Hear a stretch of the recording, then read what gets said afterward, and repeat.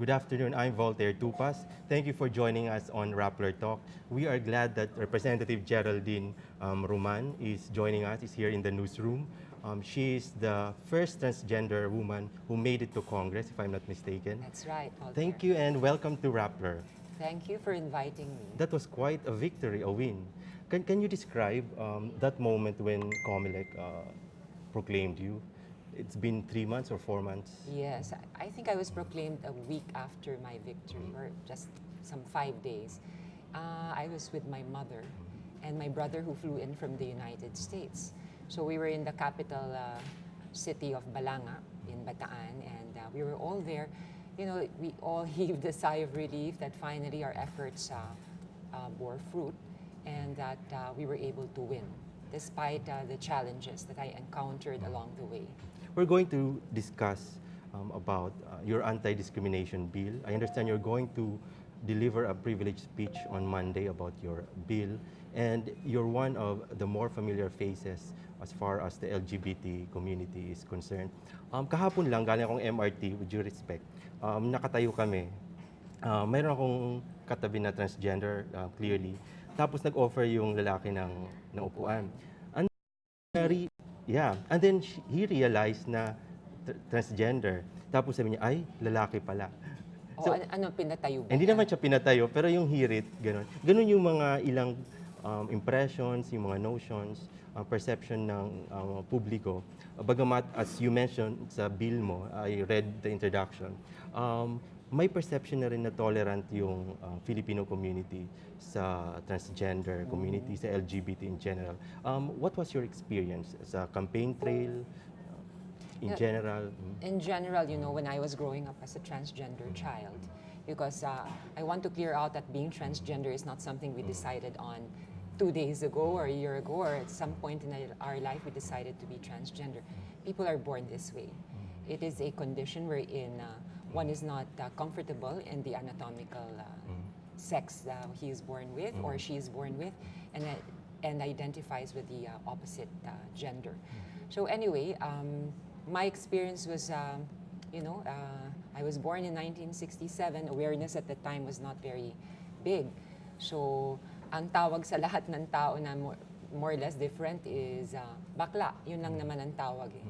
But nowadays, I think people are more aware, and we make the distinction between sexual orientation and gender identity. So I grew up, I studied in an all-boys school too, and then I went to UP where the atmosphere was liberal.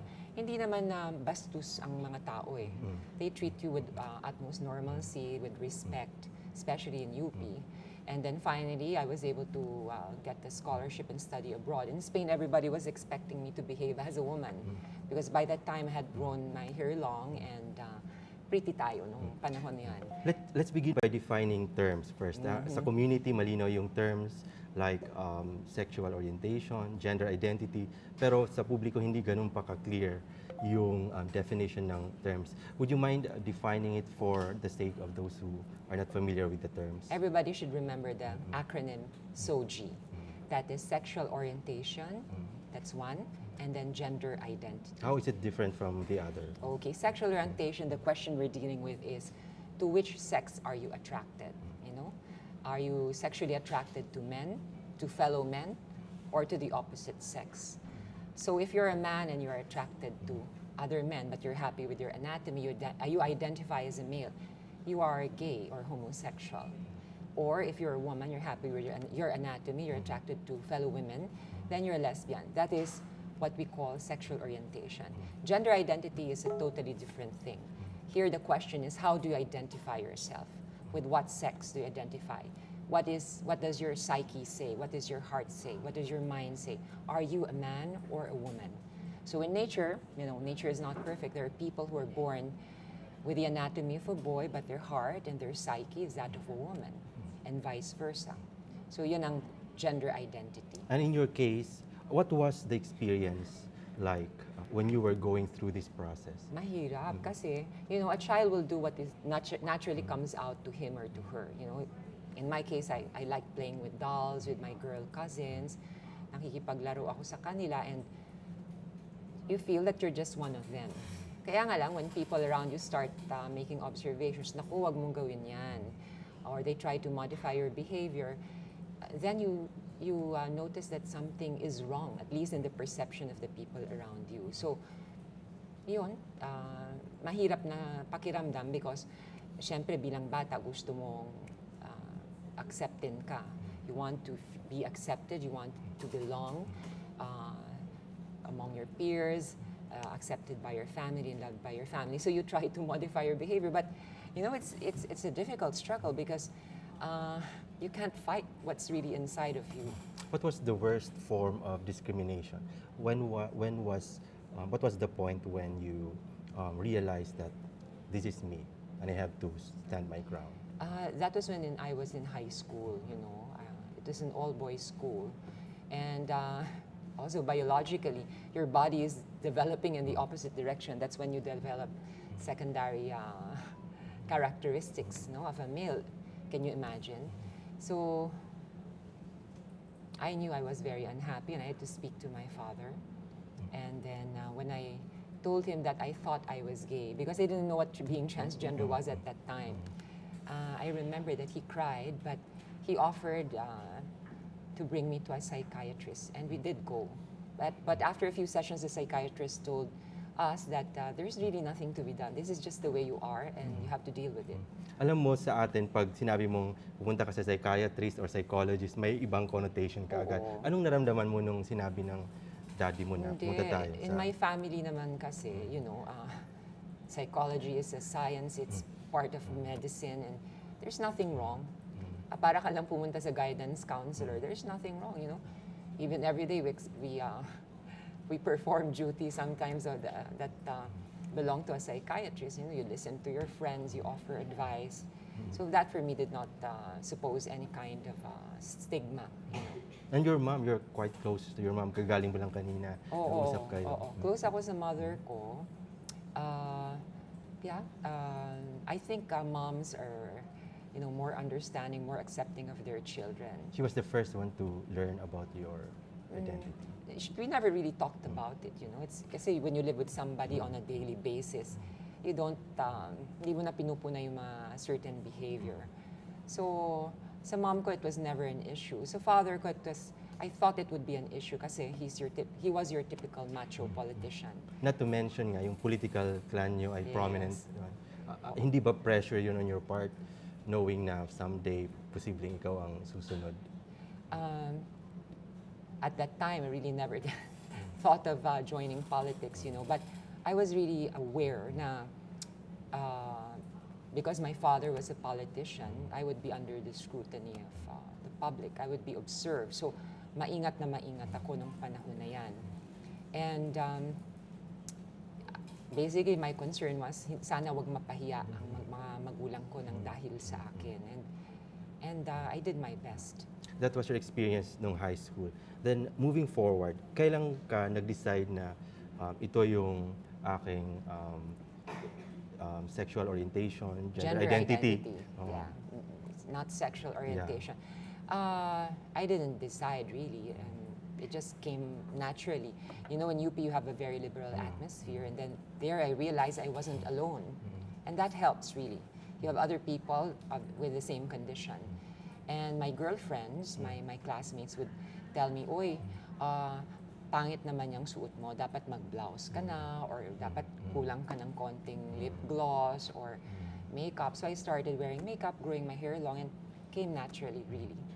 And then you went to Spain to work? I went to Spain first to study. Okay.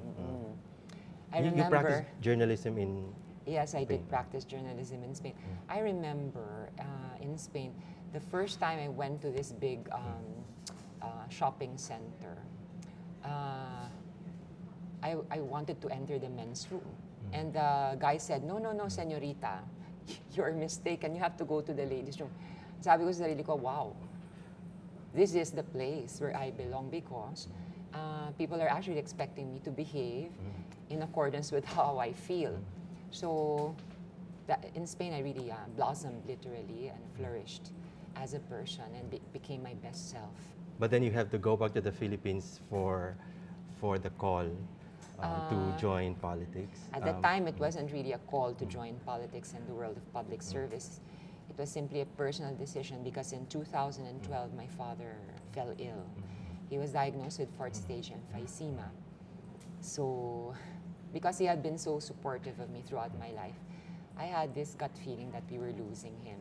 And I decided to come home. It was easier for me because my siblings all have children and they won't have any children. So coming back, to take care of him was relatively easier for me. So I took care of him, and while I was taking care of him, we would have these very intimate conversations. And one time he asked me, Geraldine, you don't have any children. What is the true meaning of your life? Sabi ko, wow. Such a, it's an existential question. And how did you respond? I told him, well, isn't it enough that I work, I'm able to save money and travel and buy the things I want? And this is what he told me. As long as your life revolves around yourself and you don't help other people, your life has no true meaning.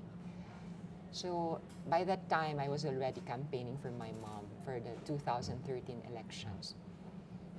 And I was enjoying mingling with my kababayan and listening to their problems. And I took what my father said as a personal challenge for me to continue the tradition of service in my family. And I decided then that I think this is my higher calling.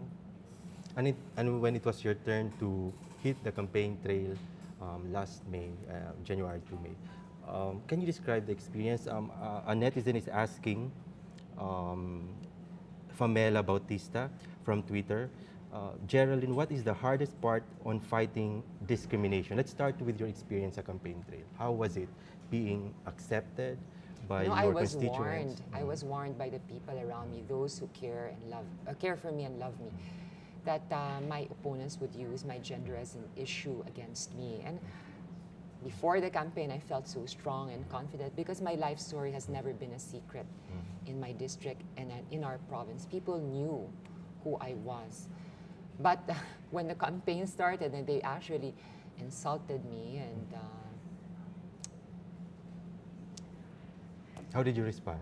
well, it was painful, really. You never know what's going to hit you unless it really hits you. And well, how did I deal with it? I just ignored. I just kept on campaigning. And I felt the need to explain my life story again and again, every night in the small meetings in the barangay plazas. And I think I was able to convince the people that really my gender has nothing to do with my capacity to serve them. Is there a particular story sa barangay? Halimbawa, nakaharap ka sa, siyempre maraming macho, maraming... Alam mo, nakakagulat, Voltaire. Kasi the way I told them that my life story was, from childhood, my experience and how my parents accepted me and loved me, and I could see people actually cry. And I was trying to figure out why, and my only conclusion is that all of us have experienced discrimination at some point in our life. Maybe not on the basis of our gender, maybe because kasi of our socioeconomic status, of our educational attainment, or maybe the color of our skin, or maybe because galing tayo sa probinsya, hindi tayo galing sa syudad. Things like those. So maybe the people could identify with the discrimination that I was experiencing. And that made them sympathetic to me and feel compassion for me. Did you feel you're luckier because you were part of a political Oh, clan? definitely. That helped a lot. I would be too assuming to say that I won on my own merits. My father and my mother planted good seeds, so I was able to reap the fruits. Well, others are not as lucky, like Jennifer Laude. You know her case, what happened to her. Now that you're in a position, you have the platform. How do you plan to use this to advance the plight of the LGBT community, the transgender community in particular? I have to admit one thing. When I won, I didn't think I would be like the visible face of the LGBT community in Congress. I thought that I would just continue in the same style that my parents used when they were serving our district. very discreet, very quiet. But then I realized that I cannot turn my back at a group of people who have suffered the same things as I have. And that I have a very good chance and opportunity to convince my colleagues in Congress that, hey, I'm LGBT, I'm transgender, but the economy did not collapse because I had my gender changed, or that I am not an evil person. With my daily dealings with the congressmen and congresswomen, I guess their eyes are being opened to the fact that we are just human beings like the rest of the Filipinos. And consequently, we also have our rights that have to be defended. I just read a viral story about the women in Obama's cabinet. They said they had to amplify, that was their strategy, so that their voices will be heard, because it's clearly there are men dominating discussions. In your case in Congress, can you describe how is it exactly like dealing with men? With men? With men around, you know, all these macho and guys surrounding you. I don't look at them as like, your stereotypical macho guys. They're just human beings like me, you know. We have the same concerns, we have the same objectives, which is to serve our own districts, our respective districts, and our country. But how would I profile the 17th Congress, if that is your question?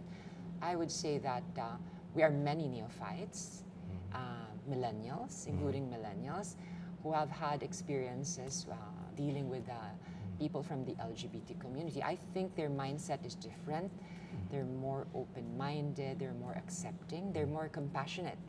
There are many more women, and I think this is going to work in our advantage. Do you have a particular support group system there? Wala naman, you mean barkada. Meron ako mga close friends. Of course, I have my colleagues from the Central Luzon block.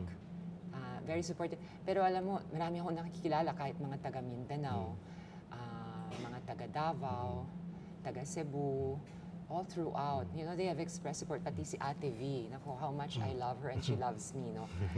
And wala namang sinisino eh. Ang pagtrato nila sa akin, parang kasamahan lang.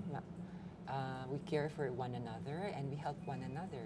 You're a member of at least 8 committees and you filed 20 bills, and I understand one of your areas of expertise there would be the anti-discrimination efforts. Yes. And then you filed the anti-SOGI Anti-discrimination on the basis of sexual orientation and gender identity. Okay. Actually, I'm not the pioneer. The pioneer is Representative Kakabagaw of Dinagat Islands. You know, sobra-sobra ang pagmamalasakit ni Representative Kakabagaw. Binibiro ko nga siya, Kaka, are you sure you're not a transgender woman? Kasi para siyang merong pinaghuhugutan eh. She has a very big, compassionate heart, and so she started the move to have this bill passed, and I'm continuing it, and I'm helping. But we are so many. We call ourselves the champions of equality, actually. May added value ka ba sa measure na yun? I understand marami ring efforts, like noon si Representative Nery Colmenares and the Makabayan Bloc also filed a different proposal. Mayroon bang efforts to unite? Am I an advantage to this move, to this cause? Ang sabi sa akin ni Kaka, ganito. Kasi sabi ko sa kanya, Kaka, you are the mind and the heart of this anti-discrimination bill. Ang sabi niya sa akin, but you are the face. You are the face of this bill because the mere fact that you deal with other congressmen and congresswomen on a daily basis gives them a first-hand experience with how it is to deal with members of the LGBT community. And sabi naman niya sa akin, with you, their only conclusion is that hindi naman pala masamang tao. There is also goodness to be found in a person of my condition. Let's zoom into the bill. I understand the Constitution says it assures equality. Yes, it's in the preamble of our Constitution. But there's no enabling law to really specifically That's tackling. There are certain references, very vague, you know, and not directly referring to the LGBT community. In fact, you won't find the term lesbian, gay, transsexual, or bisexual in any of our laws. So what are the key features that would address that gap? First of all, the bill intends to identify the different situations of discrimination at the workplace, in schools, in government. And it also meets the corresponding penalties for these behaviors which constitute discrimination. Can you cite a specific example to concretize? For example, in schools, refusal of admission of students because he or she may be effeminate or butch, or submitting these students to a masculinity or femininity tests, as some schools actually do. And for example,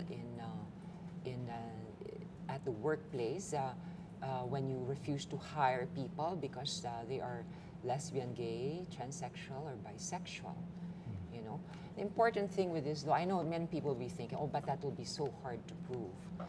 But the mere fact that, number one, we are introducing the term LGBT in a law for the first time is a recognition of a reality that has existed since hundreds of years ago. And society, until now, I hope, refuses to deal with directly. Number two, we are also sending a message to society that it is not okay for you to discriminate against your fellow men or fellow women simply because they are lesbian, gay, bisexual, or transgender. So once you typify a certain behavior as something illegal, we are actually teaching people how to behave like good citizens with compassion and with consideration for others. Which is a function of culture, of raising awareness. Raising awareness, yes. Education too. Yeah, exactly. We have a netizen who is asking along that line, how would you change our sex education to include sexual orientation and gender identity and basic gender studies to combat such culture? You know, in the recent budget hearings in Congress, when it was a turn of the Department of Education, I raised the question, do you include gender sensitivity in your courses? And they could not give me a clear answer. You see, this is a clear example that society, and at least our educators, are very conservative when it comes to handling this reality that already exists. Para bang dinededma lang nila. Will the bill help mainstream The bill will not help that, but it will also raise awareness. Number one, for the first time, you have a law that will include the term LGBT. Pangalawa, this is just the first of so many moves that we are planning to push in Congress. Well, that was a question from Shakina Mikael. Thank you, Shakina. What would be the hurdles? What do you expect would be the challenges? From the Women and Gender Committee, I am the vice chair, and I'm also the chairperson of the subcommittee on LGBT rights. I want to propose a very clear-cut policy with regard to the teaching of gender sensitivity in schools. I think that should be included.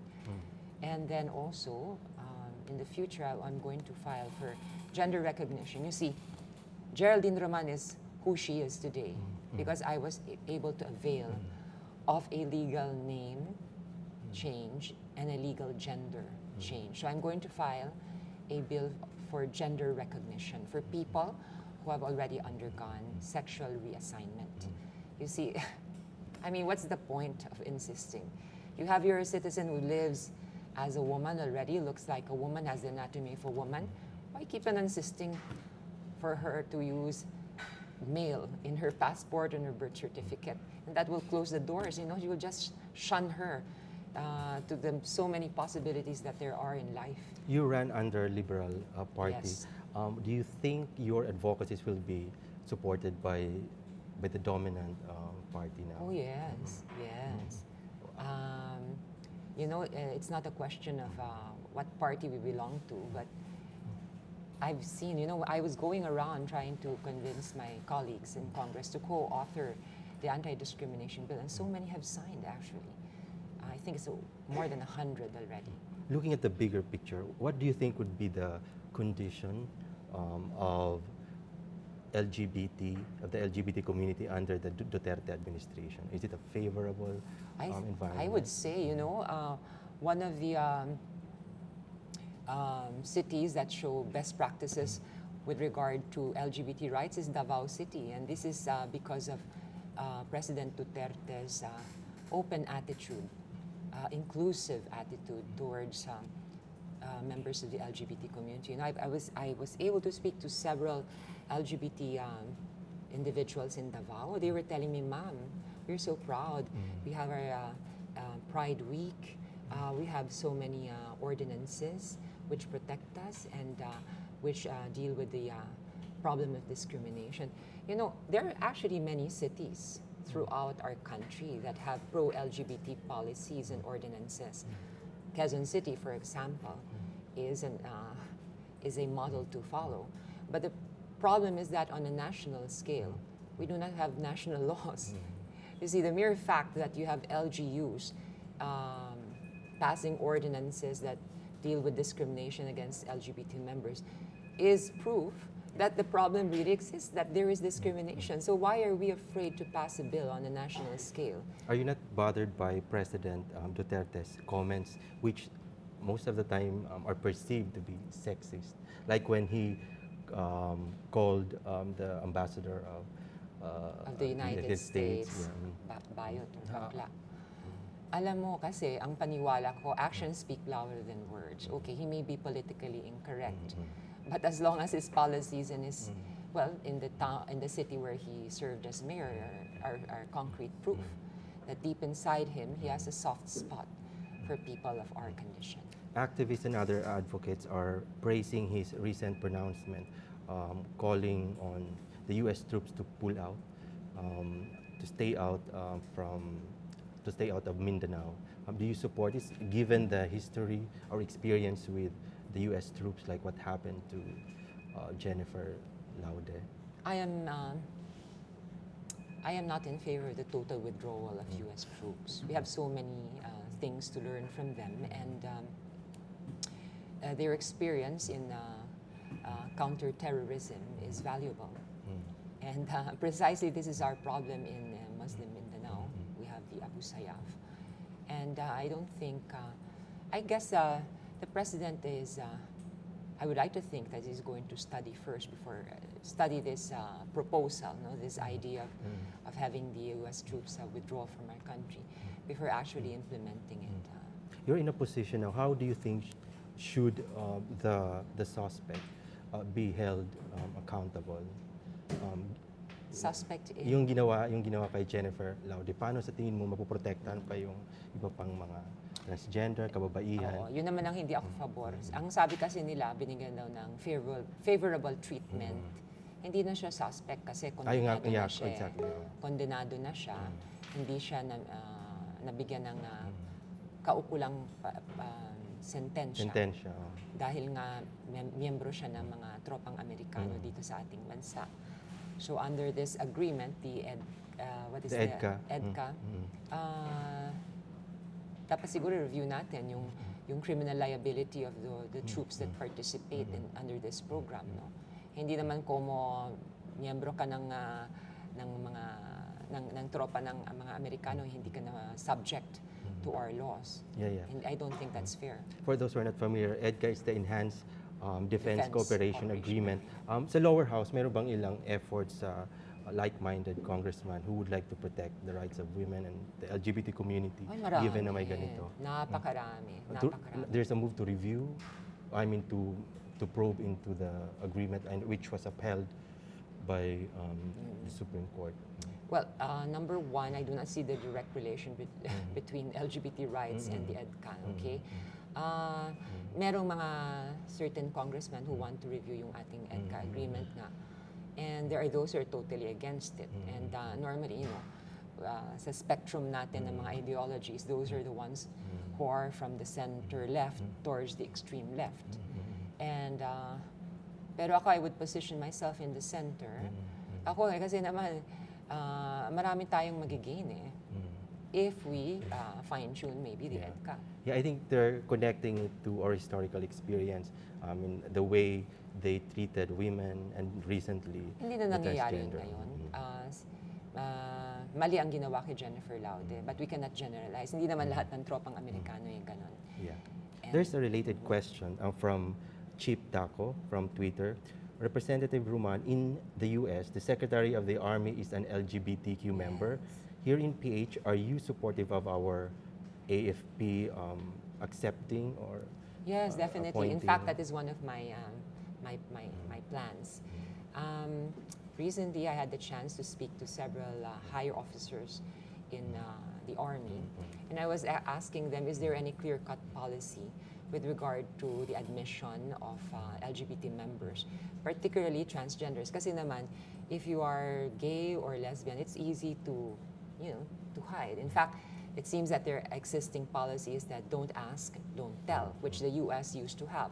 But nowadays in the US, transgender people can actually serve in the military and express their gender identity, and even their spouses and partners can avail of the benefits afforded to heterosexual couples.